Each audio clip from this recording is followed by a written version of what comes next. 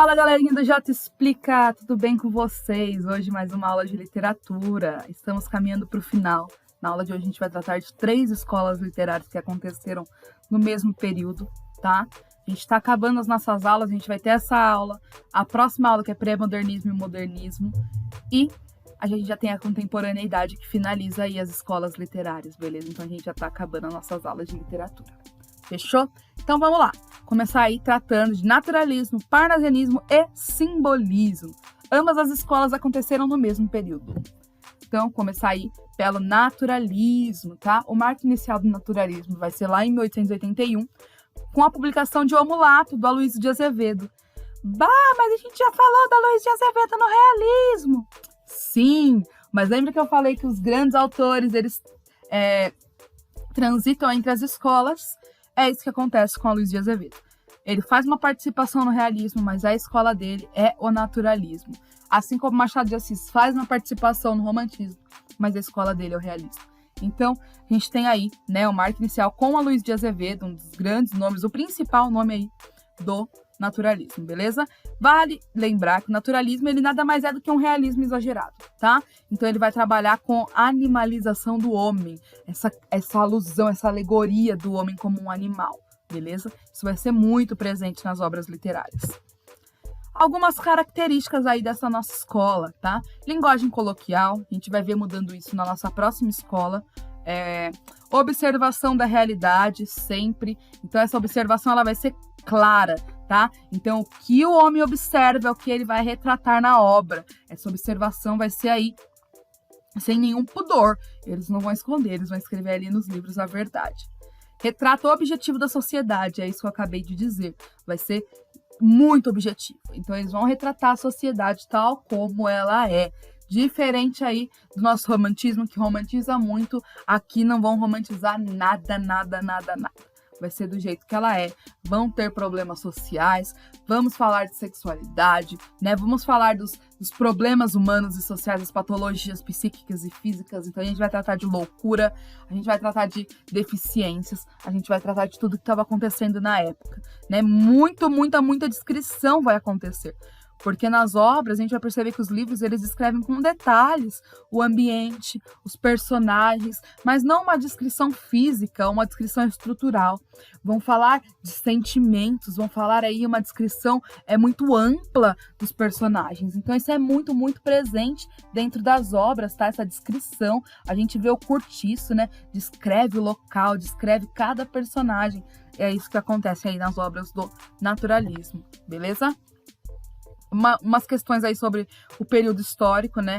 A gente, quando fala de contexto histórico, de período histórico, sabe que influencia diretamente na literatura. Eu falo isso toda a aula, porque é a verdade, vocês precisam saber disso. História influencia a literatura, ponto. Beleza? Então vamos lá. Então naquela época, a gente teve um período de grandes transformações no Brasil, né? E a capital naquela época era o Rio de Janeiro, beleza? Com a capital sendo Rio de Janeiro, o crescimento do capitalismo acontece, beleza? E traz aí essa ascensão da questão financeira, tá? O aumento de mão de obra, mais maquinário e mais pessoas trabalhando. Isso vai influenciar diretamente nas obras que vão tratar um pouco mais disso. Agora a gente tem mais empresas funcionando no Brasil. Segundo o reinado de Dom Pedro II, né? No final do Império. Outro fato importantíssimo que influencia diretamente a literatura é lá em 88, né, 1888, a abolição da escravatura. Com isso, o que acontece? A sociedade passa a dar sinais de liberdade, então o povo começa a ter voz, né? Eles vão se fazendo entender o papel deles diante da sociedade. Então, configura-se um novo momento, as pessoas procurando se libertar do passado. Olha que bonito, olha que incrível, né? A gente lembra que isso aí não é de uma hora para outra, isso vem acontecendo até os dias atuais, mas naquela época foi o acordar da sociedade para isso, tá? Então, 1888 aí, uma data que ficou ficou muito bem recordada dentro da literatura, tá? Grande nome aí da nossa escola literária, Aloysio de Azevedo. Gente, eu não vou me prolongar muito aqui, tá? Eu vou falando o básico, o assunto completo, tá? Na apostilinha de vocês, tá? Então, grande nome do naturalismo, né? As obras descrevem todas as características do movimento. E aí a gente vai começar a tratar de sexualidade, né? O realismo exagerado, né? Ele vai expor aí as chagas sociais, tá? É isso que é o Aloysio de Azevedo, é isso que é o naturalismo. Então, esse cara aí é o grande nome do nosso naturalismo. Passando de escola literária, agora nós vamos para o parnasianismo, a arte pela arte. Ponto.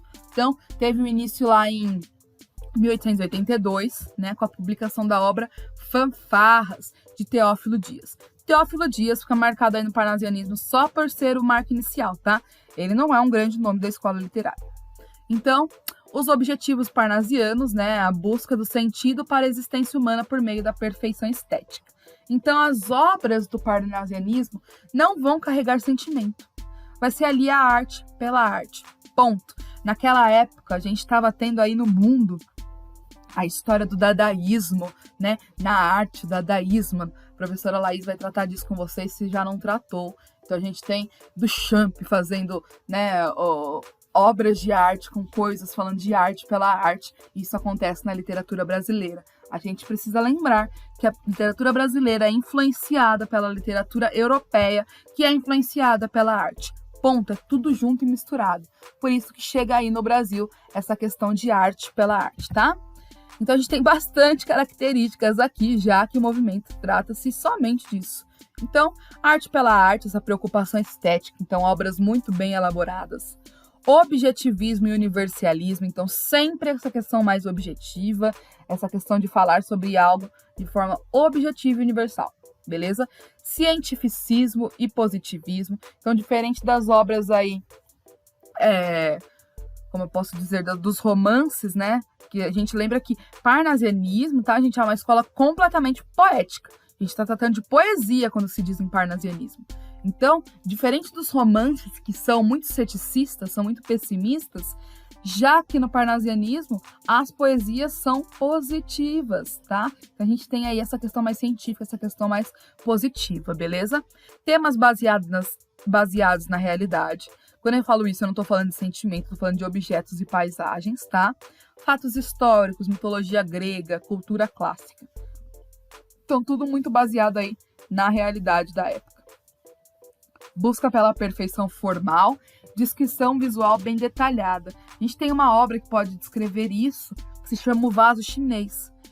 Gente, o poema, a poesia fala tanto do vaso chinês, descreve tão bem o objeto, que é possível você fazer o desenho perfeito do vaso chinês, somente lendo, né, o texto. Então, olha aqui que descrição perfeita, é bem detalhada, ele vai fazer você imaginar aquilo que eles estão escrevendo, tá? Sacralidade, culto à forma, então sempre respeitando a métrica, sempre respeitando a estética, os versos, e aí já entra na nossa próxima característica que é justamente isso, nessa preocupação com a estética, tá? Utilização de rimas ricas e palavras raras. Então, sabe aquele texto que você lê e você fala, mano do céu, eu não entendi nada? É isso. Você vai ler e não vai entender nada, porque eles vão utilizar de palavras raras, de rimas ricas, né? A gente entra naquela história da métrica de novo, lá das nossas primeiras aulas. Isso que vai acontecer aqui, novamente.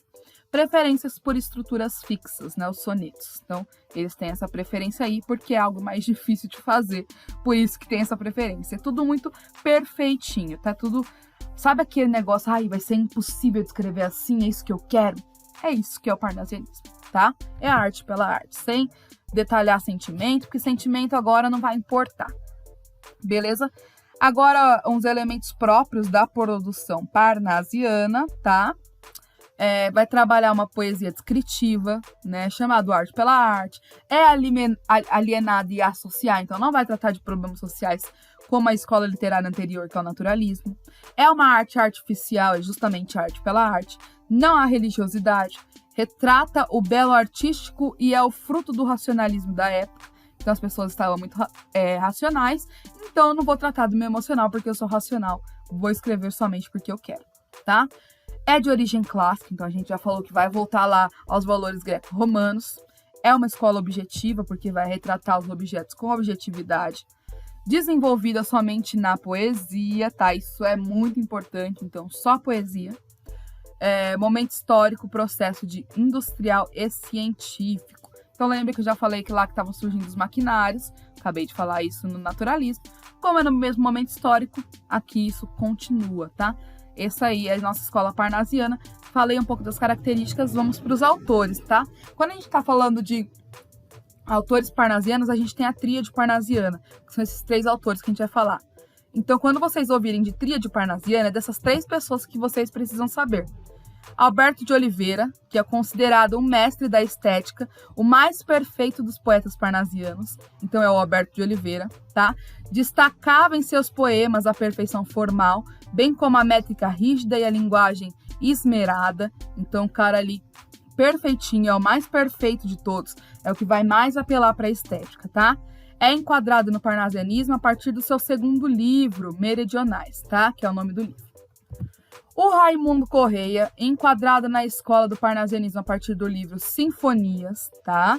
Atuava como autor do romantismo antes disso e demonstrava clara influência de Castro Alves e Gonçalves Dias. Então, voltando lá ao nosso romantismo, poesia, tá? Temas preferidos, a perfeição formal dos objetos e a cultura clássica. Usa versos impressionistas para cantar a natureza, poesia de meditação, tendo pessimismo e a desilusão como características. Esse aí é o Raimundo Correia. E o último, tá? Olavo Bilac, é o mais conhecido de todos nós, é o nome mais conhecido aí da nossa tríade. Teve sua carreira inteiramente enquadrada no parnasianismo, então ele começou no parnasianismo e finalizou no parnasianismo. Usava de linguagem elaborada e com inversões de estrutura gramatical e busca pela perfeição métrica. Produções literárias são várias, então Panóplias, Via Láctea, Sarças de Fogo, Alma Inquieta, As Viagens e Tarde. Então esse é o Olavo Bilac, é o principal nome aí do nosso naturalismo, beleza? Parnasianismo. Passando de escola literária, a gente já falou das 2, agora falta a última. A gente já tá dando início aí ao nosso pré-modernismo. Então essa escola aí, ela vai ficar em transição, que é o simbolismo, beleza? O marco inicial do simbolismo no Brasil foi a publicação da obra Missal e Broquéis, lá em 93, com Cruz e Souza, beleza? Cruz e Souza também considerado o maior representante do movimento no país, ao lado do Afonso Guimarães. Então, aí que a gente dá início ao simbolismo. O simbolismo, ele traz consigo uma linguagem subjetiva, imprecisa, vaga, transcendental. Então, sempre essa coisa de eu não quero ficar na Terra, então eu preciso transcender, eu preciso ir para outro mundo, para outra realidade. Isso é muito, muito presente no simbolismo. É uma das minhas escolas favoritas justamente por isso. Por essa questão muito espiritual, essa questão sensorial, fluida, onírica, lírica, libertária, expressiva. Então, é muito, muito carregada de sentimento. É muito musical, criativa, mística, né, misteriosa, sensual e espiritual. Gente, o simbolismo é com certeza uma das escolas que você mais pode ter interpretação dos poemas, de tão mística que ela é. E aí tem algumas características, né? A não racionalidade, o subjetivismo, individualismo e imaginação. Então, sempre tratando aí dessa transcendência, dessa coisa subjetiva. Espiritualidade, transcendentalidade, que é isso que eu acabei de falar. Muito espiritual, tá? Fala muito de alma, muito dessa coisa mais espirituosa. Subconsciente e inconsciente. Então, nunca vai ser uma coisa igual ao parnasianismo, que é clara. Aqui não vai ter essa. Aqui a interpretação vai depender muito do seu emocional. Musicalidade e misticismo, tá? Então, todos os poemas vocês conseguem ver aí uma musicalidade presente e essa coisa mística que é da escola, beleza? Então, uso de muitas figuras de linguagem para atingir isso, né? Então, sinestesia, aliteração e assonância são muito utilizados aí nos textos do simbolismo. E aí a gente tem aí os nossos autores. Então, a gente começa com um principal, né? Cruz e Souza, então considerado como precursor do simbolismo no Brasil. Ele nasceu em Florianópolis e foi aí o grande nome da escola literária. Sua obra é marcada pela musicalidade e espiritualidade, com temáticas individualistas, satânicas e sensuais. Sim, gente, satânicas. Querem saber mais sobre isso? Leiam a obra de Cruz e Souza, porque vocês vão perceber essa coisa bem mística dentro das suas obras, tá? E as principais obras dele, né, Missal e Broquéis, Tropos e Fantasias, Faróis e Últimos Sonetos. Essa obra, Últimos Sonetos, vocês conseguem ver bem essa questão que eu falei, né, da coisa mais satânica e individualista. Afonso Guimarães, né, um dos principais poetas simbolistas do Brasil. Afonso Henrique da Costa Guimarães possui uma obra marcada pela sensibilidade, espiritualidade, misticismo e religiosidade. Ele trata bastante dessa questão de céu, de inferno, dessas coisas, pós a morte, tá? Sua temática é a morte, a solidão, o sofrimento e o amor. Então, a gente volta um pouquinho lá, né, no byronismo, no ultrarromantismo aqui, porque tem uma influência muito grande. Sua produção literária apresenta características neorromânticas, é aquilo que eu falei, de voltar lá no romantismo, porque ele vai tratar do amor e do sofrimento. Árcades e simbolistas. Então ele junta tudo, né, todas as principais escolas literárias aí, né, que ele se interessava e faz isso dentro do simbolismo, tá? Principais obras: Centenário das Dores, de Nossa Senhora, Dona Mística, Kyriale, Pastoral aos Crentes, do Amor e da Morte. Olha o nome das obras desse cara. Agora vocês imaginem o conteúdo. É muita coisa espiritual, é muita religiosidade envolvida, viu, galera? Por isso que é uma das minhas escolas favoritas, porque pra mim isso é incrível. E Augusto dos Anjos, eu acho que aí é um dos maiores escritores brasileiros mundiais. Um homem que escreveu com uma genialidade muito grande, tá? Tanto é que ele é patrono da cadeira número 1, né, da Academia Paraíba de Letras, e publicou um livro intitulado Eu, tá?